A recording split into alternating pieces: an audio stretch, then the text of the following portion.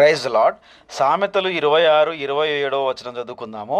గుంటను త్రవ్వువాడే దానిలో పడును, రాతిని పొర్లించు వాని మీదకి అది తిరిగి వచ్చును. అంటే అర్థం ఏంటి అంటే, మన నిత్య జీవితంలో మనం చూస్తే కొంతమంది మనల్ని నాశనం చేయాలని, పాడు చేయాలని, గొడవలు పెట్టాలని, మనం ఎంత నీతిగా దేవుని మార్గంలో నడుస్తూ ఉంటే, జీవిస్తూ ఉంటే ఇలాంటి ఆలోచనలు మనకు శత్రువులు చేస్తూ ఉంటారు.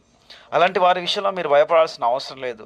వారు ఏదైతే కీడు చేయాలని అనుకుంటున్నారో అదే కీడు దేవుడు వారి మీద పంపిస్తాడు. దేవుడు మిమ్మల్ని ఖచ్చితంగా రక్షించి ఆశీర్వదిస్తాడు.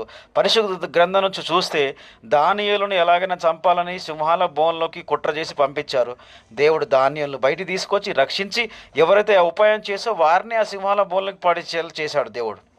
హామాను మొర్దెకైని ఎలాగైనా చంపాలనుకున్నాడు, ఉరికొయ్య తయారు చేయించాడు. కానీ దేవుడు ఏం చేసించాడు? హామాను తయారు చేసిన అదే ఉరికొయ్య మీద వాడిని చంపేలా చేశాడు. కాబట్టి దేవుడు మిమ్మల్ని రక్షిస్తారు. మీరు